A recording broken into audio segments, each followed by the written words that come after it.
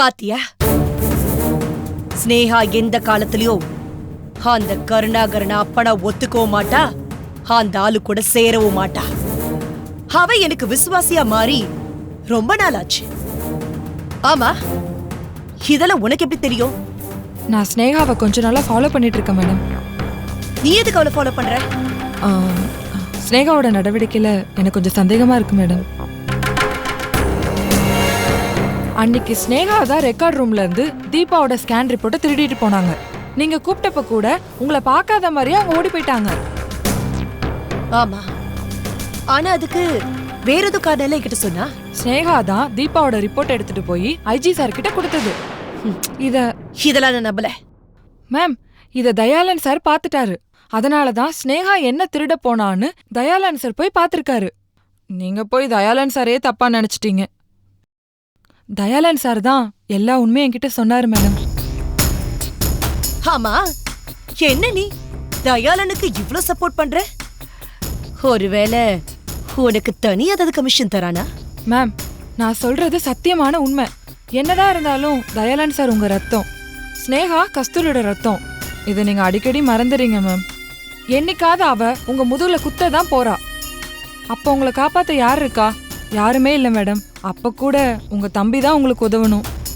அதை நீங்க நல்லா ஞாபகத்துக்கு வச்சுக்கோங்க மேம். இப்ப சொன்னியே, அது என்னமோ உண்மைதான். ப்ளீஸ் மேடம், தயாளன் சார் ரொம்ப நல்லவர் மேடம். அவரை நீங்க ஏத்துக்கோங்க. அந்த குடிகார ராஸ்கலையும் நான் நம்பல, உன் பேச்சையும் நான் நம்பல. மேம், ஸ்னேகா உங்களுக்கு துரோகம் பண்றத கூடிய சீக்கிரம் உங்களுக்கு ஆதாரத்தோட நான் நிரூபிக்கிறேன். அவங்கள ஃபாலோ பண்ணி கையும் களவுமா உங்ககிட்ட ஒப்படைக்கிறேன். அப்பவாது நீங்க என்ன நம்புவீங்களா? முடிஞ்சா சீக்கிரமா செஞ்சு காட்டு. உளுந்தூர்பேட்ட ஏதோ உன்னை அடிச்சு துரத்துனா வறுமையில கஷ்டப்படுவியேன்னு நினைச்சேன். நீ இவ்வளோ பெரிய தில்லாலங்கடியா? உளுந்த அரைச்சு வடை தட்டுற நேரம் வந்துருச்சு.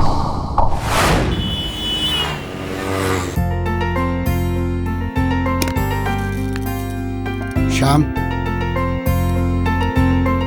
அண்ணே வாங்கண்ணே. அண்ணே உட்காருங்கண்ணே. என் வார்த்தைக்கு மதிப்பு கொடுத்து வந்ததுக்கு ரொம்ப தேங்க்ஸ்ண்ணே. நியாயமா சொல்ல போனா நான் தானே தப்பு பண்ணேன். நான் தான் உங்ககிட்ட மன்னிப்பு கேட்கணும் ஷாம். உன்னோட பணம் நீ யாருக்கு வேணா கொடுக்கலாம். நான் தான் கொஞ்சம் அதிகமாக உரிமை எடுத்து நடந்துக்கிட்டேன். என் தப்ப நான் லேட்டாக தான் உணர்ந்தேன் ஷாம். சரி விடுங்கண்ணே, பரஸ்பரம் மன்னிப்பு கேட்டாச்சு. நானும் கொஞ்சம் கடுமையாக பேசிட்டேன். அதை கொஞ்சம் அவாய்ட் பண்ணியிருந்திருக்கலாம். இந்த அண்ணன் தம்பி உறவை காப்பாத்துற பொறுப்பு நம்ம 2 பேருக்குமே இருக்குண்ணே. எனக்கும் அப்படிதான்ப்பா தோணுது. இனிமே சத்தியமா இந்த ராஜி கருணாகரன் பிரச்சனையை நான் தலையிடவே மாட்டேன். அண்ணே ப்ளீஸ் அப்படி சொல்லாதீங்கண்ணே. அவங்க விஷயத்துல எனக்கு உங்க உதவி நிச்சயமா தேவைப்படும். அப்ப நான் கட்டாயமா உங்களை கேட்பேன். ப்ளீஸ் என்னை கைவிட்டுறாதீங்கண்ணே. கடவுள் சித்தம் எதுவோ அதுபடி எல்லாம் நடக்கட்டும். நான் என்ன சொல்ல போறேன்? சரி, பழசெல்லாம் மறப்போம். போய் உங்க வேலையை பாருங்கண்ணே. தேங்க்ஸ் ஷாம். அண்ணே,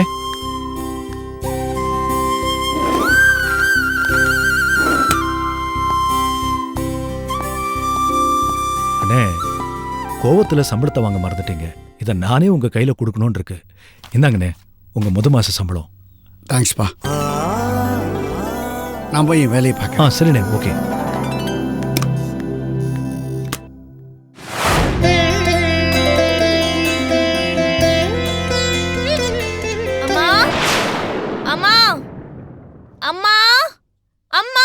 ஐயோ தாயே, வந்துட்டியா? உலகமே அழிஞ்சாலும் இந்த கரப்பாம்பூச்சி அழியாதுன்னு சொல்வாங்களே, நீ தாண்டி அந்த கரப்பாம்பூச்சி. அம்மா, நீ என்ன கரப்பாம்பூச்சின்னு சொல்லிக்க, இல்ல என்ன வேணும்னாலும் சொல்லிக்கோ. ஆனா நான் உன் பொண்ணு, என்னை ஏத்துக்கோமா. கடுப்பேத்துனா அவ்வளவுதான். என்ன புது கதைய ஆரம்பிச்சிட்டியா நீ? இல்லம்மா, கோவப்படாத. ஏய், என்னடி நினைச்சிட்டு இருக்க? நீயும் உங்க அப்பனும் சேர்ந்து என்ன போலீஸ் ஸ்டேஷன் கூப்பிட்டு மிரட்டினா நான் பயந்துருவேன் நினைச்சியாடி? உங்க அப்பன் கம்ப்ளைண்ட் கொடுப்பான். நாங்க எப்பவோ மாலை போட்டு எடுத்த போட்டோவை இதான் ஆதாரம் கொடுப்பான். நீ உடனே ஓன்னு அழுவ.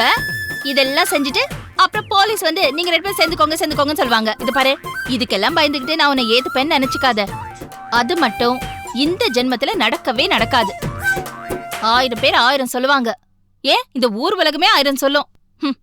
ஆனா நான் சொல்லணும், நீ என் பொண்ணுன்னு என் மனசாட்சி முதல்ல ஏத்துக்கணும். அதான் சொல்லுமா. சுஷ்மா, நீ என் பொண்ணுன்னு சிம்பிளா 4 வார்த்தை தானே. ஒண்ணு போட்டாதான் சரியா வருவேன். முதல்ல இந்த வீட்ல இருந்து இடத்த காலி பண்ணு. வாடி. அம்மா வாடி. சும்மா அம்மா குழம்பிக்கிட்டு வேண்டாம். வெளியில போ. பாருண்ணே. மறுபடியும் வந்துட்டாளா? மாமா அம்மா என்ன இன்னும் நம்ப மாட்டேங்கிறாங்க. நீங்களாவது சொல்லுங்களேன், எனக்கு சப்போர்ட் பண்ணுங்க. ஏன் உனக்கு சப்போர்ட் பண்ணி ராஜுகிட்ட அடி வாங்க சொல்றியா? மாமா என்னை ஏத்துக்கோங்க மாமா. நான் உங்களுக்கு ஒரு பம்பர் ஆஃபர் தரேன். நீங்க என்னையும் அம்மாவையும் சேர்த்து வச்சீங்கன்னா நான் உங்களையும் ஸ்னேகாவையும் சேர்த்து வைக்கிறேன். வாடி. என்னடி எங்க அண்ணன் கிட்ட எதாவது சொல்லி கரெக்ட் பண்ணலான்னு பாக்குறியா? இத பாரு, என் ஸ்னேகாவை சேர்த்து வைக்கிறதுக்கு எனக்கு நல்லாவே தெரியும். பெருசா பேச வந்துட்டா இவ. அம்மா உனக்கு தான் சேர்த்து வைக்க தெரியல. அந்த விஷயத்துல நீ தோத்துட்ட. ஆனா நான் ஜெயிப்பேன். அடி வாங்க போறேன் என்கிட்ட. அண்ணே வேணாம்மா, வன்முறை வேண்டாம். சுஷ்மா போ, உன் ரூமுக்கு போ. ஹை தேங்க்ஸ் மாமா.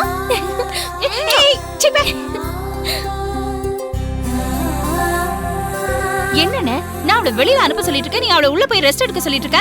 விடுமா, சின்ன பொண்ணு எவ்வளோ அப்பாவியா வந்து சொல்றா பத்தியா? என்னையும் ஸ்னேகாவையும் சேர்த்து வைக்கிறேன்னு அந்த வார்த்தையை சொன்னதுக்காகவே அவளை மன்னிச்சு ஏத்துக்கலாமா? அண்ணே ஏம்மா கத்துற? பணத்துக்கு அடிமையாகாத மனுஷன் கூட பாசத்துக்கு அடிமையாவாமா. இவ ஒருத்திதாம்மா உன்னை அம்மானும் என்ன மாமானும் வாய் நிறைய கூப்பிட்டுக்கிட்டு துரு துருன்னு இந்த வீட்டை சுத்தி சுத்தி வரா. இவ கூட இல்லைன்னு வச்சுக்கோ, இந்த வீடு சூன்யமா போயிடுமா. நான் உன்னையும் நீ என்னையும் பார்த்துக்கிட்டு இன்னும் எத்தனை காலத்துக்குமா இப்படியே இருக்கிறது?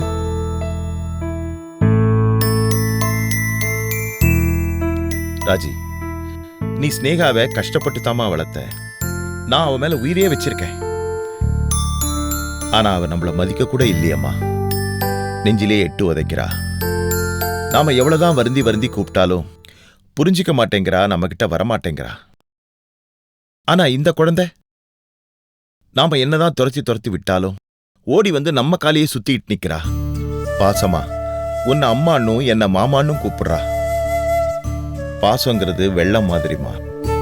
நாம எவ்வளவுதான் அணை போட்டு தடுத்தாலும் அது கிடைக்கிற இண்டி இடுக்குல புகுந்து பொங்கி வழிஞ்சிரும்மா. இவ இங்கதான் இருந்துட்டு போட்டுமே. இத பார், அவ உன் பொண்ணு இல்லதான். ஆனா யார் யாரோ உன்னை அம்மாந்தாரமா கூப்பிடுறாங்க. கடைக்கு போனா மளிகை கடைக்காரன் கூப்பிடுறான், வாசல்ல இஸ்திரி போடுறவங்க கூட கூப்பிடுறான், கேஸ்காரன் தபால்காரன் எல்லாரும் உன்னை அம்மா தானே கூப்பிடுறாங்க. அந்த மாதிரி இவளும் கூப்பிடுறான்னு நினைச்சிட்டு போமா. ஆனா என்ன பொறுத்த வரைக்கும் எனக்கு என் ஸ்னேகா கிடைக்கல. இவளை நான் என் ஸ்னேகாவை நினைச்சிட்டு போறேனேம்மா. இனிமே அந்த குழந்தை காட்டுற பாசத்தை தடுக்காதம்மா, ஏத்துக்க.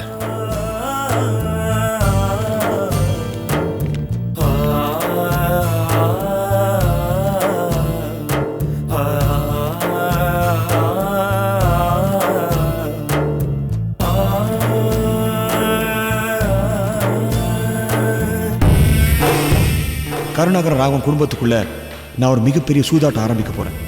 அவங்க 2 பேரையும் சிக்க வச்சு சேதறடிக்க போறேன்.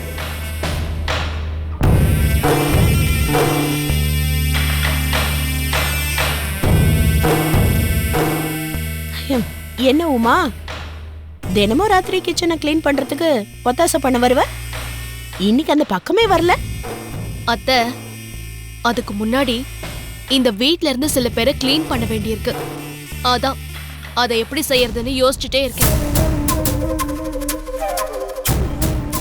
அப்பா சொன்னார் அத்தை. யாரப்பா? யாரப்பா சொல்வாங்க? உங்க அப்பாவா? தெரியுதுல்ல. அப்புறம் என்ன, சொல்றத முழுசா கேளுங்க அத்தை. எங்க அப்பா சொன்னாரு, ஸ்னேகா முத்துலட்சுமி ஹாஸ்பிட்டலுக்கு போனதுக்கு காரணம் அங்க வேலை செய்யறதுக்கு இல்லையா, அந்த முத்துலட்சுமியோட கூட்டு சேர்ந்து அவளை ஏமாத்தி அந்த ஹாஸ்பிட்டல்ல புடுங்கி அவளை ஒழிச்சு கட்டிட்டு முத்துலட்சுமி முதுகுல குத்த போறாளாம். அப்படியா? இது நல்ல விஷயம் தானே? எது நல்ல விஷயம்? முத்துலட்சுமிய ஒழிச்சு கட்டிட்டா அந்த ஹாஸ்பிட்டல் யார் கைக்கு போய் சேரும்? அது கருணாகரன் ஆஸ்பத்திரிமா, அவருக்கு தான் போய் சேரும். இப்ப புரியுதா? ஸ்னேகா ஏன் முத்துலட்சுமி கிட்ட போய் இவ்ளோ பிடிவாதமா வேலை செய்யறான்னு? அடி பாதகத்தி, அப்போ வெளியில கருணாகரனை திட்டுற மாதிரி திட்டிட்டு ரகசியமா அந்த ஆஸ்பத்திரிய வாங்கி கருணாகரன் கிட்ட குடுக்கறதா அவ பிளானா? ஆமா அத்த. அத்த, இத போய் மாமா கிட்ட டீட்டெயிலா சொல்லுங்க. பின்ன சொல்லாம இருப்பேனா? இதை விட எனக்கு வேற என்ன வேலை? அந்த ஸ்னேகாவை நம்பவே கூடாது. இத உங்க மாமா கிட்ட இப்பவே போய் சொல்லிடுறேன். அத்தைனா அத்தை தான். தேங்க்யூ. பத்து வச்சாச்சு, இனி தானா பத்திக்கும். அண்ணா இந்தாங்க பால். அண்ணி இந்தாங்க உங்களுக்கு. பாத்தியா என் தங்கச்சிய இவ்வளவு பொறுப்பா இருக்கான்னு? ரொம்ப பொறுப்பு தான். நம்ம ஐஜி அங்கிள் வீட்டுக்கு போயிட்டு வந்திருக்கோம்னு இவளுக்கு தெரியும்ல. அங்க என்ன நடந்ததுன்னு தெரிஞ்சுக்கலனா மேடம்க்கு தலையே வெடிச்சிரும். அதான் பால் குடுக்க வந்திருக்காங்க. என்ன நீ இப்படி போட்டு குடுக்குறீங்க? சரி சரி பரவாயில்ல, நீ வந்தது நல்லதா தான் போச்சு. நானே உன்ட்டு பேசணும் தான் நினைச்சிட்டு இருந்தேன். இப்படி உட்காரு. பிரியா, நடக்கிற விஷயம்லாம் உனக்கு ஏற்கனவே தெரியும். நான் ஸ்ட்ரெயிட்டே விஷயத்துக்கு வரேன். பிரதீப் எப்பவும் உன் நினப்பாவே இருக்கான். உன்னை பற்றி தான் பேசுகிறான். உன்னை கல்யாணம் பண்ணிக்க ஆசைப்படுறான். அவங்க வீட்டில் இருக்கிற எல்லாரும் உன்னை தான் பிரதீப்புக்கு கல்யாணம் பண்ணி வைக்கணும்னு ஆசைப்படுறாங்க. உன்னோட அபிப்பிராயம் என்ன? உன்னை மீறி நான் என்னென்ன சொல்ல போறேன்? ஆமாமா, உங்க அண்ணன் வாக்கு தானே உனக்கு வேத வாக்கு. சும்மா இருக்கீங்களா? பிரியா, உன் மனசில் இருக்கிறத நீ தைரியமாக சொல்லு. பிரதீப்பு நீயும் முன்னாடி லவ் பண்ணீங்க, அதுக்கப்புறம் என்னென்னமோ நடந்து போச்சு. இப்போ பிரதீப் நீ மனசார லவ் பண்ணுறியா? அவன் மேலே உனக்கு நிஜமாலே லவ் இருக்கா? இல்லை நம்ம அடிச்சிட்டோமே அதனால் அவன் நிலைமை இப்படி ஆயிடுச்சுன்னு பரிதாபப்பட்டு இந்த முடிவுக்கு வந்திருக்கியா? இல்லண்ணே, பிரதீப்க்கு உடம்பு சரியில்லாம இருந்தப்போ நடுவுல எனக்கு ஒரு குற்ற உணர்வு இருந்துச்சு. ஆனா இப்ப குணமானதுக்கு அப்புறம் பழையபடி எனக்கு அவனை பிடிச்சிருக்கண்ணே.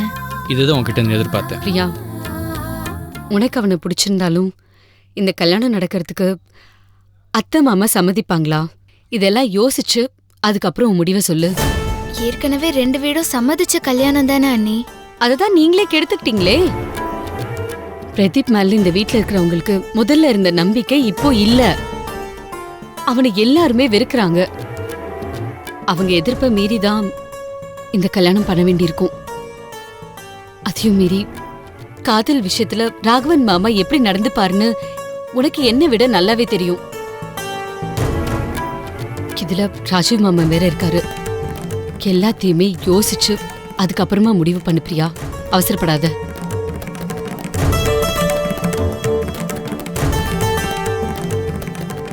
எதுக்கு இப்போ கண்டதையும் சொல்லி அவன் மனசு குழப்பிட்டு இருக்க? முதல்ல அவன் மனசுல என்ன இருக்குன்னு அவளே சொல்லட்டும். நான் ஒன்னும் அவளை கன்ஃபியூஸ் பண்ணல. எது யதார்த்தமோ எது நடக்க போகுதோ அதுதானே அவகிட்ட சொல்லிட்டு இருக்கேன். பிரியா, நீ பிரதீப்பை கல்யாணம் பண்ண முடிவு பண்ணா நீ எதை பற்றியும் கவலைப்படாத. யார் எதிர்த்தாலும் அண்ணன் நான் உன் பக்க பலமாக இருந்து இந்த கல்யாணத்தை நடத்தி வைப்பேன். அப்போ அண்ணி என்னை மன்னிச்சிரு பிரியா. நான் உன் கல்யாணத்தை எதுக்க வேண்டிய கட்டாயத்துல தான் இருக்கேன். என்ன அண்ணி இப்படி சொல்லிட்டீங்க? இங்க பாரு, முதல்ல எனக்கு அந்த பிரதீப் மேல நம்பிக்கையே இல்ல.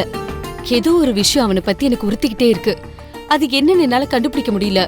2வது விஷயம், உன்னை பெத்தவரா வளர்த்தவரான்னு உன் கல்யாணத்துல அந்த கன்ஃபியூஷன் வேற இருக்கு. உங்க அண்ணன் ரொம்ப ஈஸியா திவாகர் சார் பக்கம் போயிட்டாரு.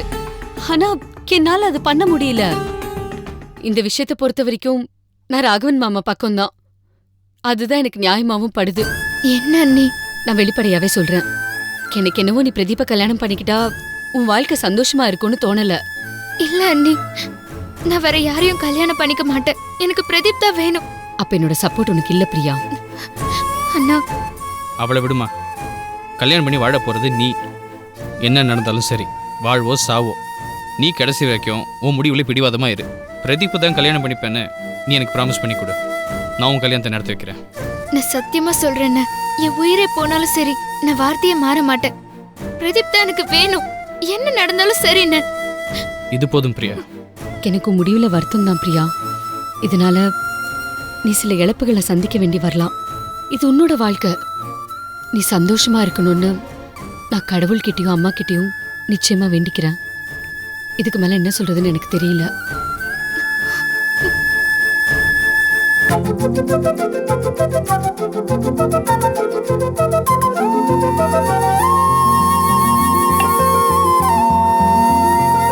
பாதாம் பால் பீட்சா இது ரெண்டும் உங்களுக்கு ரொம்ப பிடிக்கும்னு அப்பா அடிக்கடி சொல்லிருக்காரு. அப்பன் சொன்னான்னு ஏதாவது பில்டப் போட்டு எனக்கு கடுப்பேத்தினா அவ்வளவுதான். அதெல்லாம் விடுமா, நான் உனக்கு ஒரு gift வாங்கிட்டு வந்திருக்கேன். இந்தா வாங்கி பாருமா. படுத்துறதுக்குனே வந்துருவா. இதான் கிஃப்டா? இந்த வாட்ச் ஓடல. ஆமாம்மா, இது என்ன மாதிரி தான். நானும் இந்த வாட்ச் ஒண்ணு. இங்க பாருமா, உன்னை விட்டுட்டு யார் வேணும்னாலும் ஓடி போலாம். ஆனா இந்த வாட்ச் கடைசி வரைக்கும் ஓடாது. நானும் அது மாதிரி தான். உன்னை விட்டு கடைசி வரைக்கும் ஓட மாட்டேன். அந்த ஞாபகமா தான் இது. ஏய், போடி, போடி இங்க இருக்கு. அம்மா, சுஷ்மா, அம்மா நம்மா நிக்கு.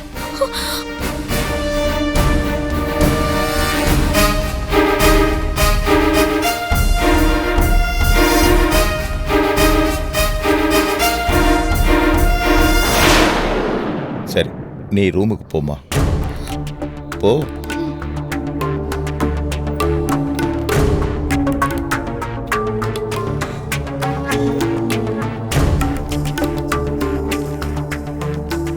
ஏம்மா?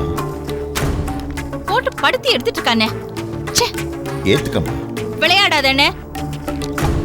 இதப்ப இந்த வரட்டு கௌரவத்தை விட்டுருமா. வாடுறதே கொஞ்ச காலம்தான். நீ கல்யாண வாழ்க்கையே வேணான்னு இருக்க. நீ எடுத்த இந்த முடிவு உன் வாழ்க்கையை ஒரு வறண்டு போன பாலைவனமா மாத்திடுச்சு. அந்த பாலைவனத்துல சோலை மாதிரி ஒரு பிடிமானம் கிடைச்சிருக்கு. இதையாவது கெட்டியா பிடிச்சுக்கம்மா. ராஜி, இந்த வீட்டில் பொதுவாகவே ஒரு சந்தோஷம் இல்லைம்மா. ஸ்னேகா இல்லாத வீடு கலை எழுந்து சூன்யமா இருக்குமா. இந்த பொண்ணு மூலமாவது சூன்யத்துக்கு கொஞ்சம் வெளிச்சம் வரட்டுமே. இந்த நரகம் கொஞ்சம் சொர்க்கமாகட்டுமே ராஜி. ராஜி, நான் ஒன்று சொல்லட்டுமா? இந்த குழந்தை ராசியானவ. சுஷ்மா அதிர்ஷ்டம். அவ வந்ததுனால்தான் முத்துலட்சுமி கேஸ் எனக்கு சாதகமா மாறிச்சு. இந்த வீடு நம்ம கையை விட்டு போல நம்ம கிட்டேயே இருக்கு. இந்த வீட்டை உனக்கும் எனக்கும் தக்க வச்சு கொடுத்த ராசியானவமா சுஷ்மா.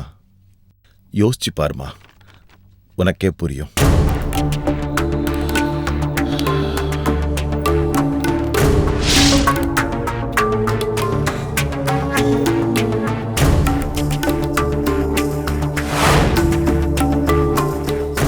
அப்பா, உங்ககிட்ட கொஞ்சம் பேசணும்.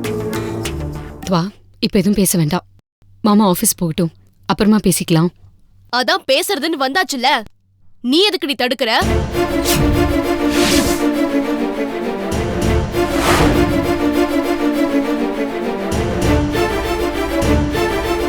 அப்பா. ஏய், போதுண்டா. அப்பான்னு கூப்பிடுறத நிறுத்துறா. ஏன்? மனசுல மரியாதை இல்ல, பெத்தவங்களை மதிக்கிறது இல்ல, அப்புறம் என்னடா அப்பா போடலங்க அப்பா. நல்லா சொன்னீங்க மாமா. நீங்க கொஞ்சம் ஒத்து ஒத்துற நிறுத்துறீங்களா? அவர் என்ன திட்டுட்டோம் அதை நான் கேட்டுக்கிறேன். உங்க பக்கவாத்தியம் தேவையில்லை. டேய், உமா ஏண்டா திட்டுற? எங்கிட்ட சண்டை போடுறா? உங்க கூட சண்டை போடலாம் நான் வரல. நேரடியாக விஷயத்துக்கு வரேன். ஐஜி பையன் பிரதீப் இப்போ நல்லா முழுச குணமாயிட்டான். சொந்தமாக பிஸ்னஸ் பண்ணுற அளவுக்கு நார்மல் ஆயிட்டான். அதனால அவங்க பிரியா பொண்ணு கேட்டு மறுபடியும் வீட்டுக்கு வர போறாங்க. ஷாமலா, என்னடி நடக்குது இந்த வீட்டில்? ஆளாளுக்கு நாட்டமா பண்ணிக்கிட்டு இருக்காங்க. எந்த விஷயத்தை யார் பேசுறதுன்னு விவசாயே கிடையாதா? இது பாருங்கப்பா, பிரியாவும் பிரதீப்பும் ஒருத்தர் லவ் பண்ணுறாங்க. உங்கள் சம்மதத்தோடு இந்த கல்யாணம் நடந்தால் நாங்களாம் சந்தோஷப்படுவோம். ஷாமலா, என்னடி வேடிக்கை பார்த்துக்கிட்டு இருக்க? அப்பா, நான் பதில சொல்லிட்டேன். நேரடியாக சொல்லுங்கப்பா.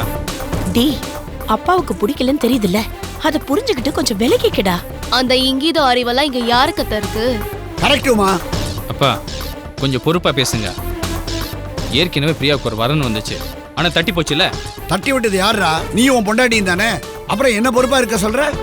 இது பாருங்கப்பா, வரனை நாங்கள் தட்டி விடல, இது வேண்டாத பிரச்சனை. இதை பற்றி நான் பேசவும் விரும்பல. நீங்கள் உங்கள் சைட்லேருந்து எத்தனை வரன் கொண்டு வந்தாலும் இப்படி தான் தட்டி போவோம். என்னடா மிரட்டுறியா இல்ல பயமுறுத்துறியா?